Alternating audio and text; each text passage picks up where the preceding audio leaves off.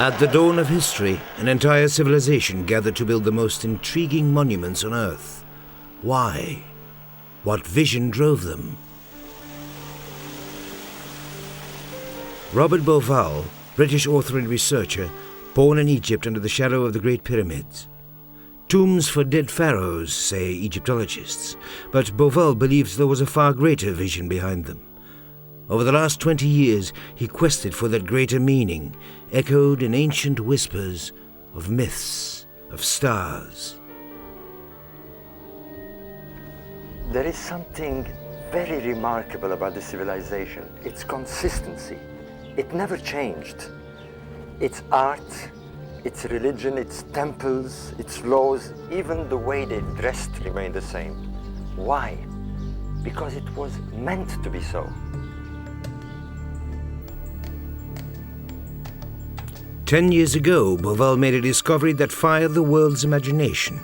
Mysterious shafts inside the Great Pyramid of Giza, long thought to be for ventilation, aimed at stars. Those on the south side, at the constellation of Orion and the star Sirius, to ancient Egyptians, the god Osiris and his son Horus. Those on the north, at the pole star and the Big Dipper. And the complex itself, 3 pyramids in a row, but one smaller and offset to the left, seemed to mirror the 3 belt stars of Orion. Orion, Egypt's god Osiris, stood in heaven as on earth. Do the pyramids speak of stars? Pyramids are not very popular with Egyptologists because they've attracted so many cranks. The Great Pyramid has this power over people. In my view, it has the power to destroy common sense. You know, Mr. Bauval and Mr. X and Mr. Z, all these people, they come by for a day or two to the plateau, and they come by with a theory, but all of it gone with the wind. But Bauval's theory didn't go with the wind. Even though careful not to mention his name, Bauval's ideas galvanized some Egyptologists to look more closely at the stars. I think that many of the most productive ideas are first of all looked upon as the man's mad. Secondly, all right, let's look at his ideas and show where the error is. And the third stage for many advances is, of course, I always knew this to be true. British astronomer Archie Roel helped found a new branch of science, archaeoastronomy, which studies how ancient peoples viewed the skies and expressed their awe in their monuments.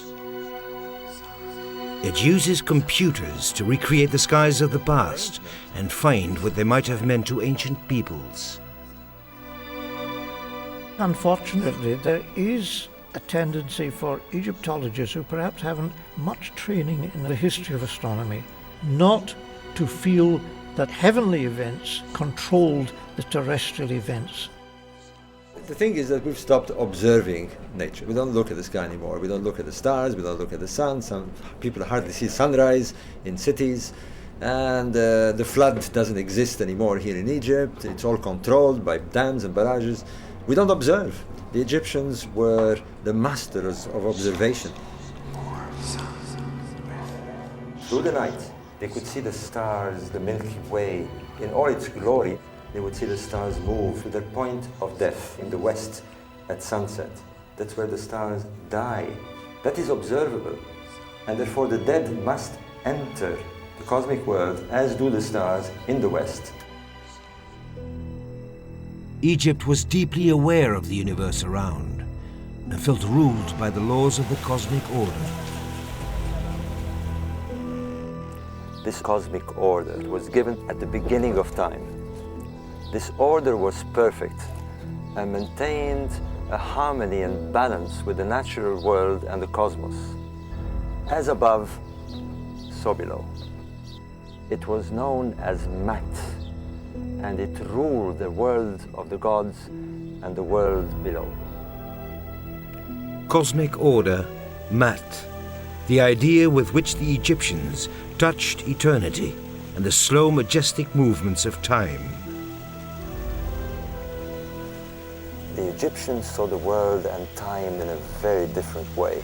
We rush ahead towards God knows where, always going forward, never to come back to the point of origin. They saw time in cycles, eternally coming back to the point of origin. These cycles of time are grafted in Egypt's myth of creation. In the beginning, a mound emerged from an ocean of chaos. On it appeared the creator, the sun god Ra. The first sunrise takes place on this mound. And the first appearance of life, a magical bird, the firebird, the phoenix, comes and he utters the first cry. And by doing so, he begins time. The cry of the phoenix set in motion the cycles of the cosmic order, the wheels of time. And when the cycle is completed, the phoenix will rise again to set a new circle in motion. On that mound of creation, later Heliopolis was built, the city of the sun, Egypt's great center of learning, where priests formulated its idea of the universe. And there's something about the land of Egypt itself which explains why its people felt ruled by Mat, the cosmic order that governed the cycles of nature. The whole of Egypt would be like this, were it not for one miracle of nature. Egypt is the gift of the Nile, and the Nile since time immemorial performs a cycle. Each year, like clockwork, the waters of the Nile would rise and flood the land, turning the whole of Egypt into a miracle of abundance and prosperity. So if you really want to understand ancient Egypt, you must understand the Nile and its cycles. This is what Egypt was all about. Its magic, its wisdom, and above all,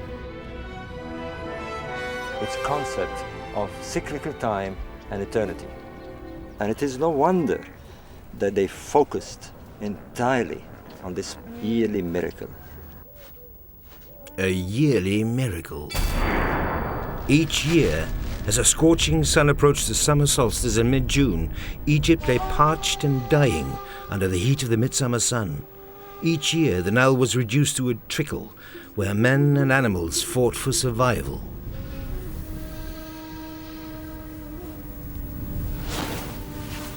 But unknown to the ancient Egyptians, great lakes in Africa filled to the brim with monsoon rains and caused a torrent of water to rush northwards to the rescue of Egypt.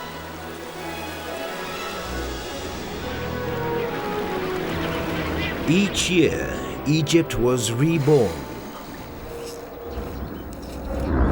It expressed its awe for this yearly miracle of resurrection in its gods. Green as the new crop was the color of the god of rebirth, lord of the afterlife, Osiris. The flocks of ibis flying in just hours before the floods seemed heralds of an imminent rebirth and became symbol of great Thoth, the lord of wisdom and herald of the gods.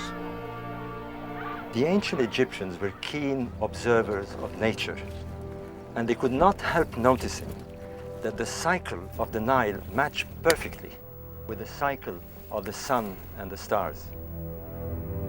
And there Egypt saw other, even greater cosmic players in the yearly ritual of rebirth. The brightest star in the skies, Sirius, would be out of sight for 70 days. But at the dawn of summer solstice, just before sunrise and the coming of the floods, Sirius would suddenly reappear and twinkle over the horizon. These 70 days were seen as a period of magic and metamorphosis of the star. So important were these 70 days that when they prepared the mummy, they left the mummy for 70 days before they celebrated the rebirth. And they waited, and by wonderful miracle, the star reappeared as prescribed at dawn at exactly the time that they had seen in the previous times. It appeared when the sun would rise at the summer solstice and at the time when the flood would come. It is no wonder that this star became the star of rebirth in one of man's greatest myths. A myth of the first time, Zep Tepi, the golden age when gods ruled, and Osiris and his consort Isis brought splendor, wisdom and knowledge to the land of Egypt.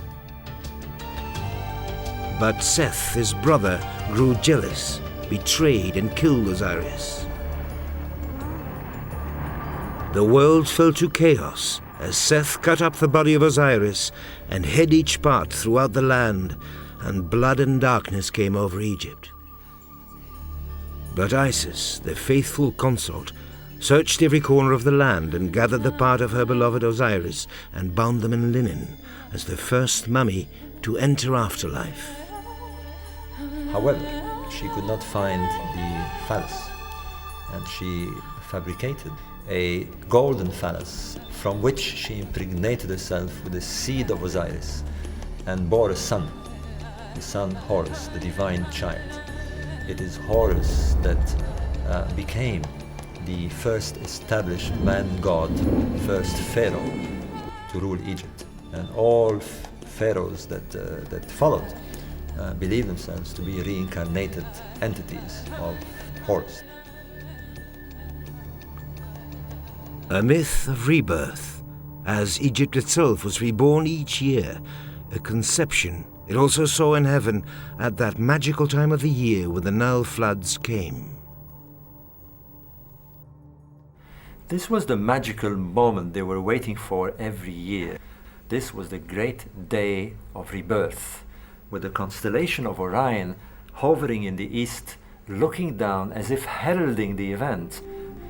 Orion is Osiris, and then you see the constellation of the goddess Isis, Canis Majori, and it is from within that constellation, as if from the womb of the goddess Isis, that emerges the star Sirius, which is Horus. Horus is the star Sirius, the star of the divine child. And this is what they saw, the bright star of Horus, the star Sirius, its light appearing for the first time at dawn, blending, merging with the rays of the new sun at the summer solstice. The star reborn after 70 days, transforming into the glory of the rising sun, became Horus of the horizon, Ra-Horakti, when the floods came, when Egypt was reborn, and when the portals of heavens opened.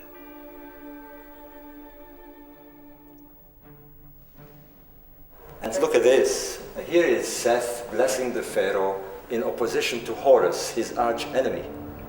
This means that order and disorder are part of the cosmic balance, and Seth has an important role in his stellar form, the constellation of the Big Dipper.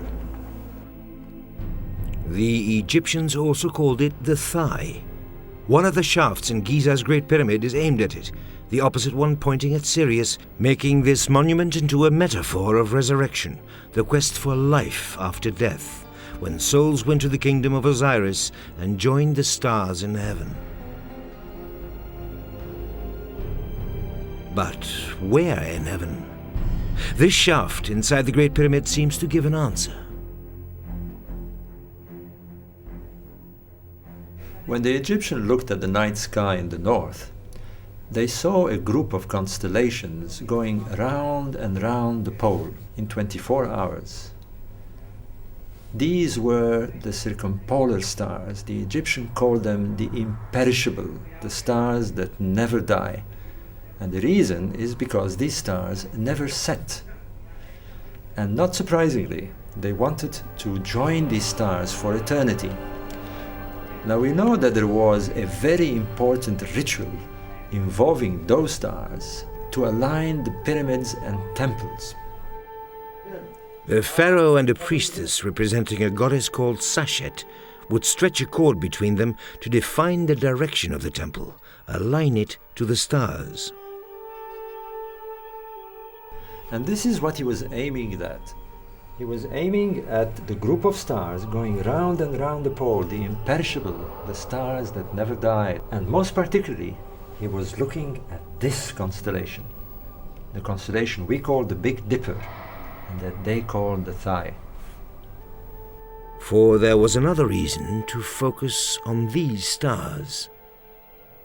The circumpolar stars literally go round and round in 24 hours. You can use them as a clock. Now, they also noticed that the relative position between the star that they watched in the Big Dipper and the star Sirius was very close to 90 degrees, almost like a set square.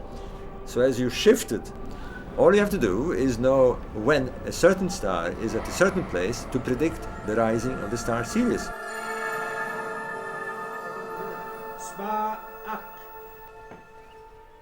In defining the direction of the temple, aligning it to the stars, it all came together. Myth, magic, and the cosmic law.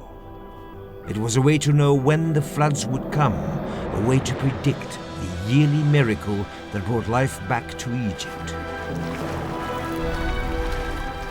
For Bauval, rediscovering this almost forgotten ritual was a breakthrough. And look, here is Sesha, who aligns the temple to the stars of the Big Dipper. It's written everywhere. The second breakthrough came when he began finding the code encrypted in stone. This is the pharaoh Djoser, who began the Great Pyramid Age. This statue is also found in a mysterious stone cubicle buttressed against this pyramid in a strange angle. It was a lucky turn of the spade that this unique monument was found undamaged. It was long thought that Djoser was looking at the magical and sacred rituals in the courts. But he could not do that because of the inclination. He is looking up. He is looking at the northern sky. Why? He was looking at a particular place, 16 degrees above the horizon and 4 degrees to the right of the north-south axis of the sky. He is looking at the passage of this star, the hoof star, of the thigh. Why? The explanation is as simple as it is dramatic. For if at this precise moment you turn east, you will see that magical moment of the rising of the star Sirius. The architect has locked the whole complex into the machinery of the sky and of rebirth. That was a key, because I discovered later that this ritual was performed throughout the whole of Egyptian civilization, all the way to the end, and even in the Greco-Roman period. Witness Dendera, the great temple built 1, in part even 2,000 years after the pyramids. Even in its final phases, ancient Egypt whispers the same sacred secret here. This temple has its main axis aligned to the Big Dipper, to the north. And look, here is Seshat, the goddess who aligns the temple to the stars of the Big Dipper. It's written everywhere. Spelled out for all to see, the other alignment of the temple to the rising of the star Sirius. What seems to confirm this is that there are drawings showing a Horus king with a lance actually pointing to that place in this constellation. Bauval's quest strikes a chord with others who study how the heavens above relate to monuments below in the minds of ancient kings and priests. They seem to have aligned to. I like very much this idea of sacred machines. You have the cosmic order in the sky and you have the order on the earth. And you can open connections between them. We have very famous examples in other cultures as well. For instance, Stonehenge. It means that the cosmic level and the earth level communicate. And this is what we have here at the pyramids. We have these shafts that direct the king to the northern region, to the circumpolar stars. As in Egypt's ancient Book of the Dead, hidden meaning to the Giza Pyramid unfolds, with all the main players of a cosmic drama of death and rebirth. It's as above, so below. You see, there's a terrible feeling also among many, many modern people that these were only old superstitions. These were only these primitive peoples. There were Einsteins in those days as well. Bringing an ancient ritual back to life triggered a flood of new insights and understanding to Bauval. And there was even more to the goddess Sachet and the stars. Sachet, but now she is recording the jubilees, these great Heb-Set festivals. Sachet had another very, very important function, to record the years of reign of the king. This has tremendous implications. It would mean that she held the power to decide how long the king would reign, how long he would live, the years of life, because that's what reigns meant. Related to it is this, the first pyramid complex, the pyramid of Djoser at Saqqara. It is here that he had to prove his virility and his power. Marvelous festivities, colors, flags, procession, princesses, priests would come here, celebrate for 5 days. And the crescendo, like a Spanish corrida, was waiting for the king to come out himself physically, naked almost, wrapped around with a small loincloth, and having to run around the courts, a microcosm of Egypt. And if he could do that and still show his potency, perhaps even running after a wild bull, then the crowd would cheer and he would be given his reign. But if he did not, should the king be found old or incapable, then the country itself would suffer the same fate, and this could not be allowed. So, the implications are incredible. Sacrifice of the king is known from other cultures. Celts, Spartans, Vikings, even amongst the African Dinka over a century ago. In earliest Egypt, a bull very soon took the place of the king. But the Heb-Set ritual remained crucially important, and another reason to align monuments to what happened above. It has always been a puzzlement why the great causeway that runs from the second pyramid along the side of the Sphinx is aligned 14 degrees from the center line of the Sphinx. Let's see on the computer. They tell us that they celebrated the Jubilee on the 22nd of October. Now let's see what happens on this day. We can see that the sun rises 14 degrees to the south of east. This is exactly the alignment of the causeway of the Sphinx. This alone should suggest that one of the functions of the Giza necropolis was to celebrate the royal jubilee. And we find this all over Egypt. The great monument of Abu Simbel, 1500 years younger than the Great Pyramids and the Sphinx. Its axis in a similar angle as the causeway of the Sphinx, the Jubilee angle. This is the dawn of the 22nd of October, the day of Heb-Set. Sadly, because of the Lake Nasser, the light of the sun is a bit diffused. But were you here to witness the sharpness of the light? First the baboons would light up. These baboons in ancient times would come down on the edge of the Nile, and as the sun would rise, would greet the light of the sun and chatter and shout in joy as if speaking to the sun god. Then the sunlight comes down and shines on Rehorakti and on the sun disk that is on his head. And eventually the light strikes the face of the four colossi representing Ramses II. And at this moment, the light of the sun strikes the statues in the back. And at this precise time, it is shining over the pharaoh himself, Ramses II, and illuminating him with Rehorakti. He merges with the sun god in the light of the sun. Who then, or rather what, was the pharaoh, builder of these monuments of the cosmos? All such attention to the sky, this idea of sacred machines, was aimed as the foundation of power.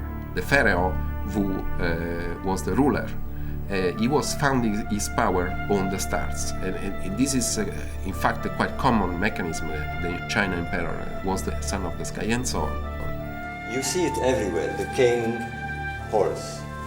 The king, Horus. The king, Horus. The king is Horus. He is the sun god on earth. This isn't a representative wanting to build housing estates. This is a god on earth responsible for the cosmic law. Egypt believed that the whole of Egypt was a mirror of the heavenly landscape, and that all the changes that occurred in the sky, the cycles of the sun and the stars as they changed, were reflected on the ground. So, we have 3,000 years of pharaonic existence. So as the sky changes from north to south in the course of these 3,000 years, so do the monuments. And the principal site not only change location, but change orientation to match in perfect synchronicity. As above, so below, the cosmic law as it functions. If you understand this, you can decode Egypt. Contours of a sky religion in which kings and priests obeyed the laws of the universe in the course of sun and stars as they built their monuments.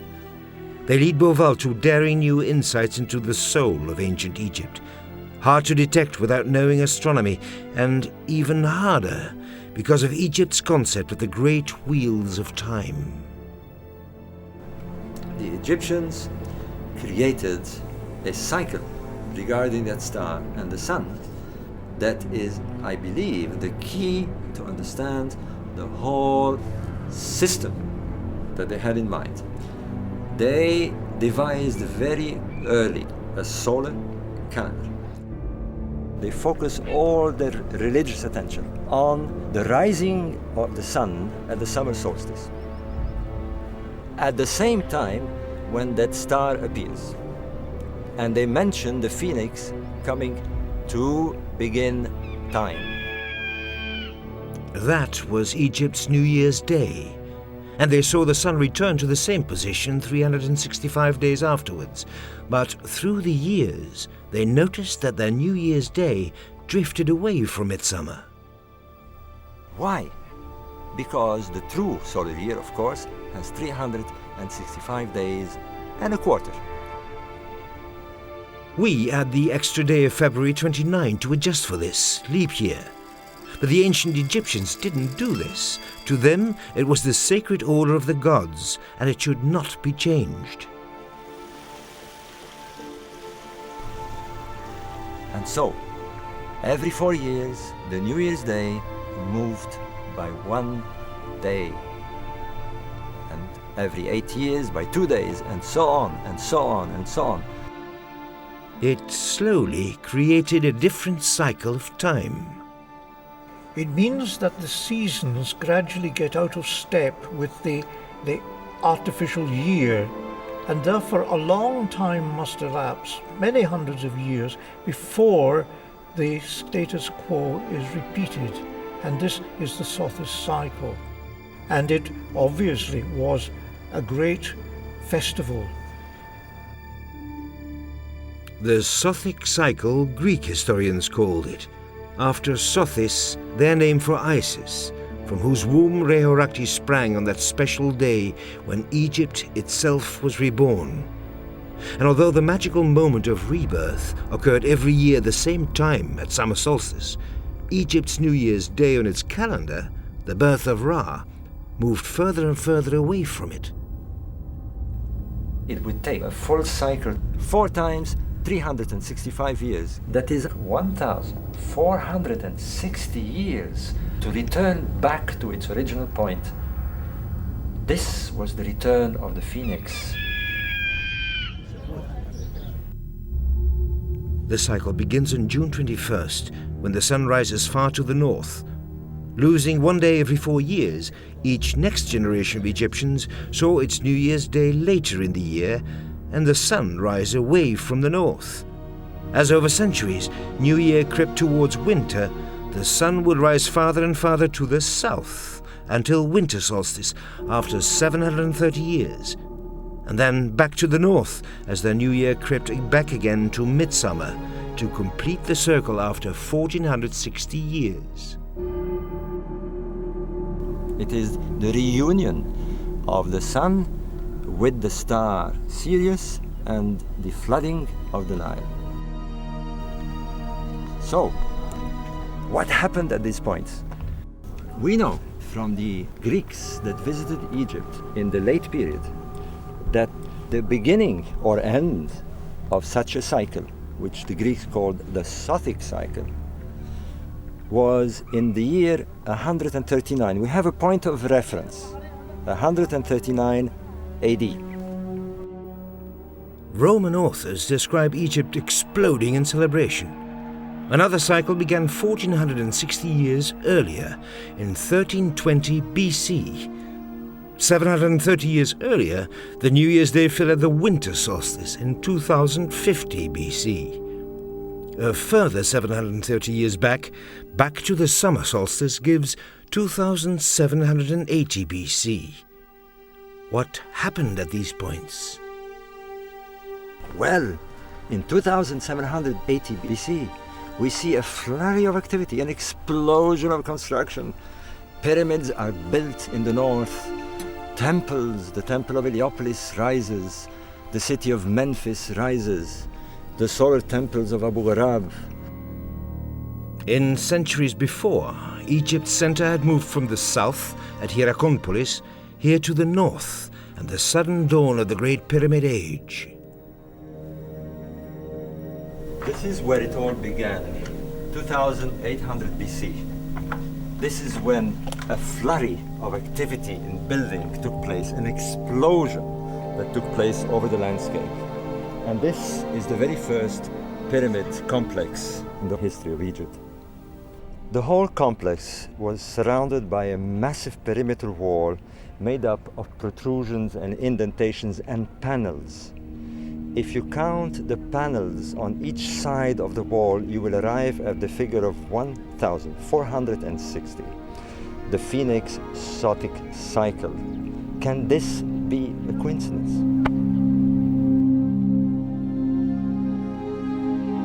2782 BC.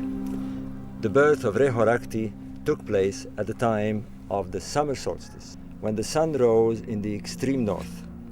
This means that after 730 years, the birth of Rehorakti, the New Year's Day, would have drifted from the summer solstice in the north to the winter solstice in the south at sunrise.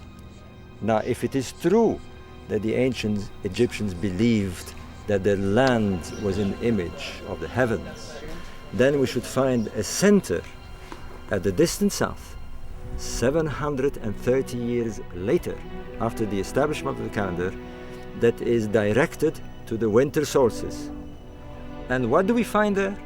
Indeed, we find the center of Karnak that was begun at the year 2050 BC, exactly 730 years after the establishment of the calendar. And we see that its axis is directed to the winter solstice.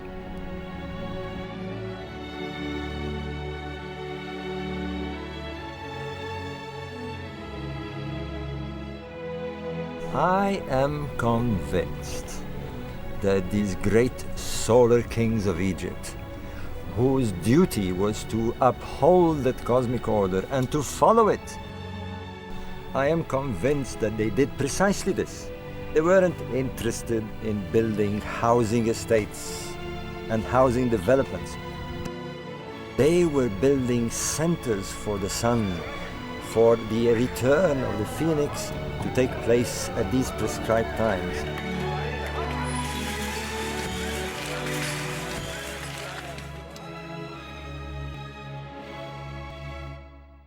The center of Karnak was begun at the year 2050 BC.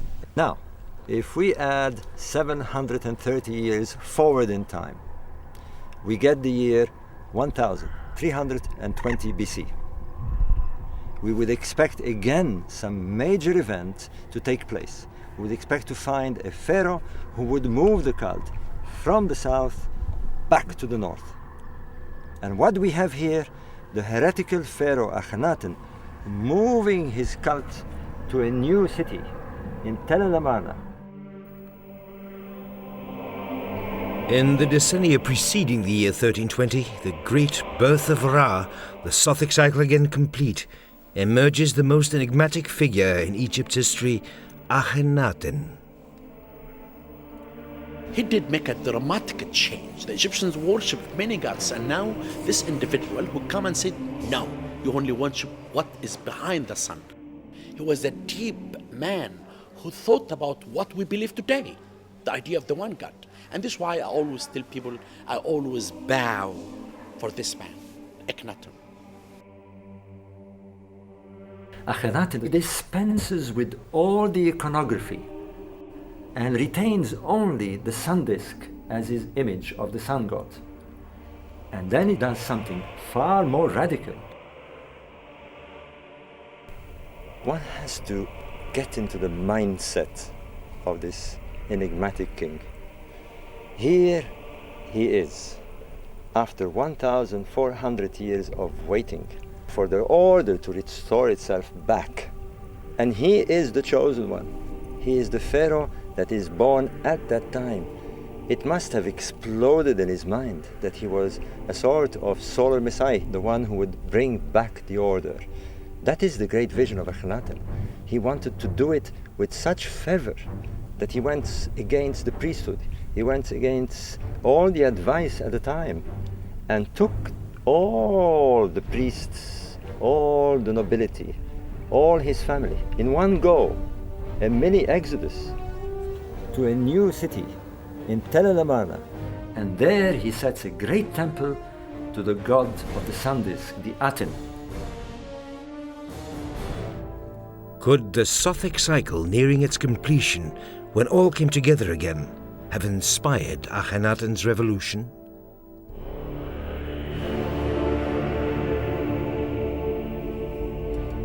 I would rather wait for additional proofs, but it's a very interesting idea because this Sothic cycle was a constant in the mind of the Egyptian for, say, 3,000 years or so. Here we have a plan of the great Aten temple. And what is interesting is that there is 730 orders, the Sothic number again. This was a period that has fascinated generations upon generations, but nothing more fascinating than the enigmatic queen Nefertiti. And she probably bathed here in this pool. The only mistake that Akhenaten did, he made the Egyptians worship the new god through him. Because the Egyptian thought that he is the connection between them and Aten, and this is why he was the god himself. Then when he died, the Atenism completely finished, and the other gods came back again. I'm standing at the entrance of the great temple of Aten, 500 meters long, and that's all that is left of a great idea lost in the rumble and the dust of time. The year 1320 comes after Akhenaten's death.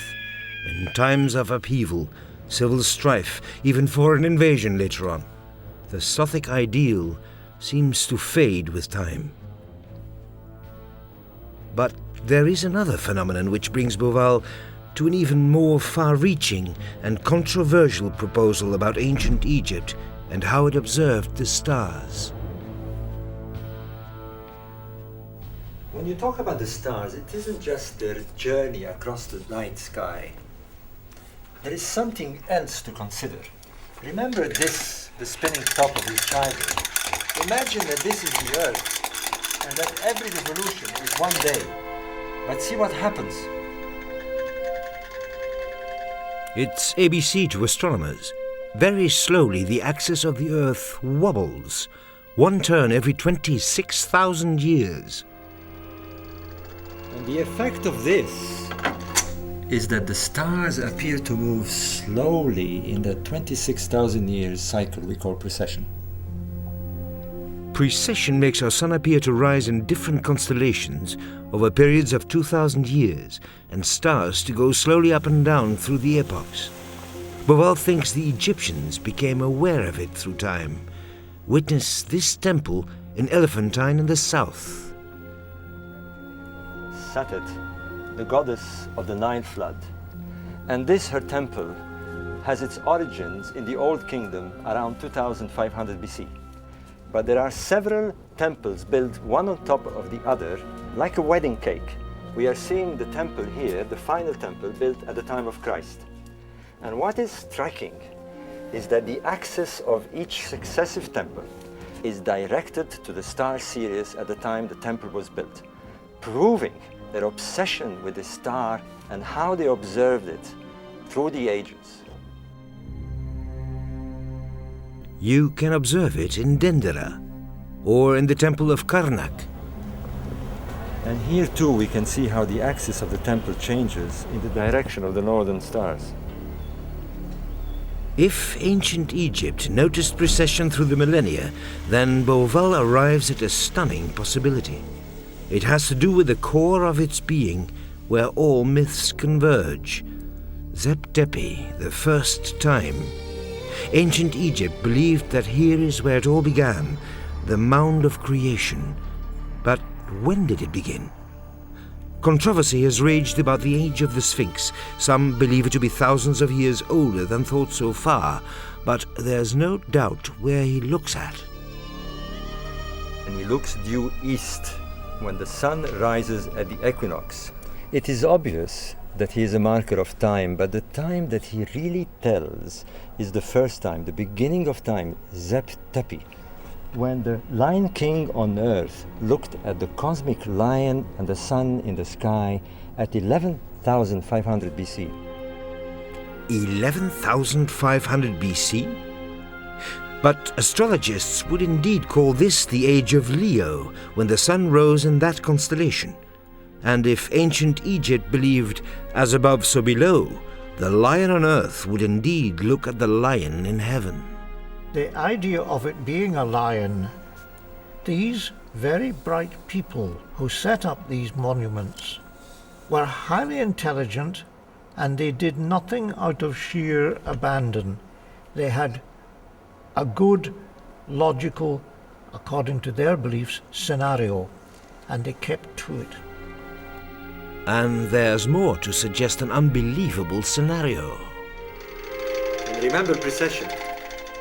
11,500 BC is the time when Sirius first appeared in the land of Egypt at the magical day of rebirth. This is what I think the Egyptians meant when they spoke of the first time and the coming of the phoenix to create the cycle of time. Let's look at this landscape carefully, this place, this region where they tell us was the beginning of time, the time of creation, the Tep Zepi. Under the pharaohs, the Giza pyramids had their tops covered in gold, as had others nearby. Egyptologists have begun to wonder whether this was to make them connect with other monuments within sight. The father of astronomy, the Greek Eudoxus, describes a large tower where Egypt's priests came to observe the stars at what the ancients called Letopolis, some 20 miles due north of the Great Pyramid. Its diagonal aimed at the great temple of Heliopolis. The three formed a straight triangle, visible day and night as sun and moon lit up their golden tops. Now imagine that you were at Letopolis at that time of 11,500 BC, and you were looking directly south. What would you see? A landscape that is uncannily similar to what you have on the ground. The Nile in alignment with the Milky Way, the three stars of Orion's belt exactly in the same angle and in the same configuration as the pyramids on the ground. And when you go east, here is what you would see. The constellation of Leo, this Horakti in the sky, directly over the temple of Ra Horakhti. And a short while later, you would see the sun blazing right above the temple. This cannot be a coincidence. The sky locked in the image of an incredibly distant past. And Bauval sees even more that points to 11,500 BC. To the ancient Egyptians, the 70 days when the star Sirius disappeared from the sky were crucial. Mummification, all of Egypt awaited the moment of rebirth, these 70 days. Now let's see what happens in the sky. The sun is here in this position, in Leo, when the star is being reborn at dawn. But let's see what happens 70 days before. The whole landscape of the sky seems to be slipping, and the sun is moving backwards. We're going to a place somewhere about here on the west side of the Milky Way. If as above so below holds true, west of the Milky Way should take us west of the Nile. Now, if this theory is correct, if these three stars represent the three pyramids on the ground, we know that the pyramids are 950 meters apart. Working on the same scale, this distance should be about 9.5 kilometers. We should expect to find some sort of sun temple, probably a sort of sun harbor, where the sun is about to cross the Milky Way and head towards the constellation of Leo, the Horakhti, the temple of Horakhti in the sky. So let's see what we have on the ground. And as predicted, here we are at the sun temple of Abu Ghorab. And if you follow the alignment of this axis, you will see that it is exactly 9.5 kilometers from the Great Pyramid of Giza. This area here seems to be a sort of pharaonic religious port, with even a ship and a causeway that is directed to Heliopolis in that direction. We have a landscape that is interrelated. Heliopolis, Letopolis, Giza, Abu Ghorab, and seems to be in exactly the image of the first time landscape in the sky. A mirror of the sky in 11,500 BC. Pretty far-fetched indeed. Does Bauval mean that monuments were built thousands of years earlier than we've thought so far? This is where it all began, 2,800 BC. No, with the exception of the Sphinx, perhaps. And this is the very first pyramid complex in the whole history of Egypt.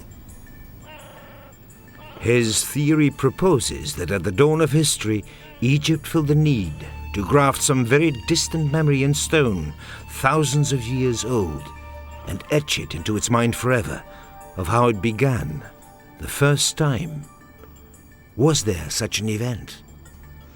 Egypt experienced major and dramatic changes at the end of the Ice Age, when very high, exceptionally high floods covered the floodplain. The time the ice began to melt, when the poles suddenly jerked away to new positions, when something wiped out the animals of North America. Any mammal larger than a coyote largely became extinct within a few tens of years. Yes, that is, in fact, a great catastrophe. When the average temperature in the world shot up with as much as 5 degrees. And that change occurred over maybe 3 years to only a couple of decades, close to what we see today. The sudden end of the Ice Age around 11,000 BC, when sea levels rose and within decades the North Sea and the Baltic came into being. And something happened in the heart of Africa. Great lakes had filled up and joined each other.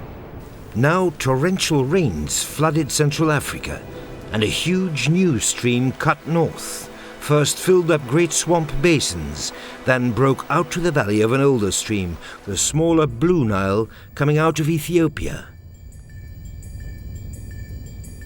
Where now lies the city of Khartoum, Blue and White Nile joined into the river that was to shape and destine the land of Egypt, for the first time, sometime around 11,000 BC. Was this Zep Tepi the first time? But how would a primitive society preserve the memory? Keep count of thousands of years? Impossible. But ancient Egypt and what preceded it did not only count in years, it counted the great wheels of time, the Sothic cycles. At the dawn of history, Pharaoh Djoser laid it down in the first great pyramid complex, and if they knew then, could they have known the previous cycle and the previous? The first time. Bauval finds it commemorated in their myths and monuments, and in the stars.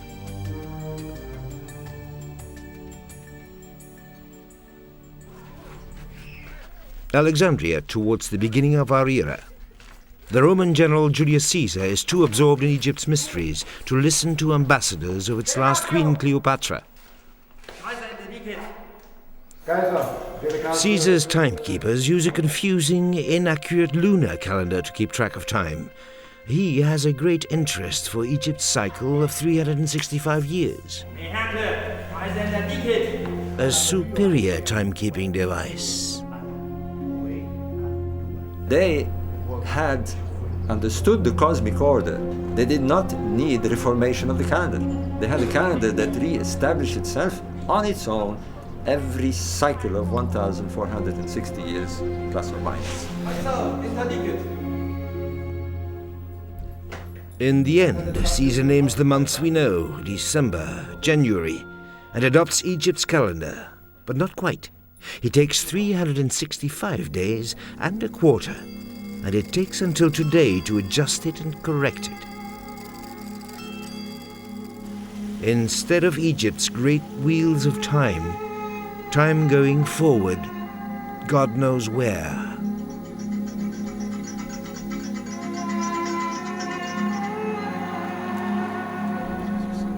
We now need the meager means of the sound and light show to evoke the greatness of an ancient people who sought to build heaven on earth. Today we can hardly see the stars, let alone the Milky Way. We are no longer stirred by their magic, and so we have robbed ourselves of a greatness that once was ours.